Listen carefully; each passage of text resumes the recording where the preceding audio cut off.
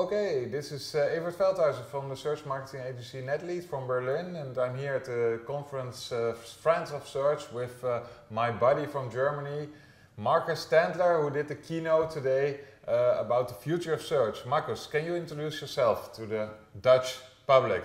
Well, hi, I'm Marcus, and I love SEO, doing it ever since it's been around, and well, we're doing this and that, a lot of SEO, a bit of consulting, a bit of own projects, but right now our main focus is definitely on onpage.org, and onpage.org is like a SEO and website quality management software, which tries to help you make a better website. Okay. This morning you did a keynote about the future of search. Yeah. Can you tell a little bit about how the search will develop in the next years? What was the subject of the content of your keynote?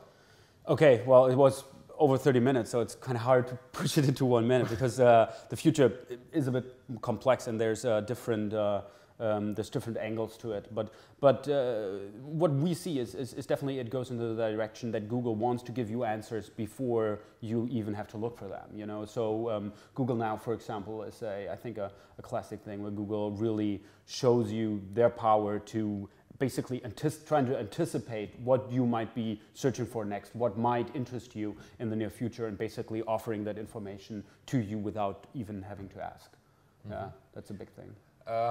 Don't you think that this anticipation is a little bit like a scary thing? Dude, it's totally creepy. It's even worse. It's like really creepy, you know, that basically you have this in a situation that basically Google compiles all that data they can get from you and trying to predict certain stuff you might be doing next, and maybe you are not even knowing that yet, but Google tries to predict that stuff. So it is a very scary thing that might happen in the future, most definitely, yeah. And do you think that with all cookie laws and privacy discussions in the several European countries, also in the United States, maybe a little bit less than in Europe, but all these discussions, it will be possible to stop doing Google doing these things? No, I don't think so. I think, well, you know, we in Germany, we have a little bit of a different situation. Actually, Google put his team for all the privacy stuff in Germany because they know we are the most intense privacy laws, so that's why they put it into Germany.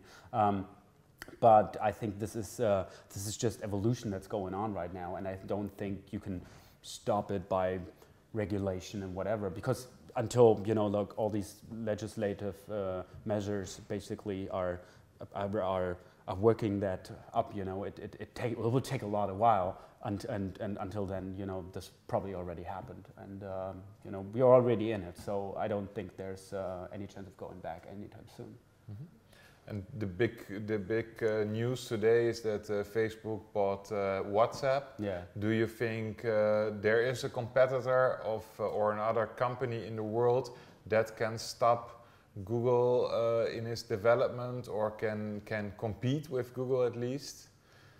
Well, so I think that on the long run it will be very, very, very hard to actually compete on the same level as Google for any company, whether it's Apple, Facebook, or anyone else who might come up, because Google has just piled up vast amounts of cash, you know, in their past years with their extremely profitable business model, and this a lot of cash they have basically allows them to think very long term. So they don't even focus just on the next 1 or 2 years. They really focus on technology that will be available in 10 years, maybe even in 20 years.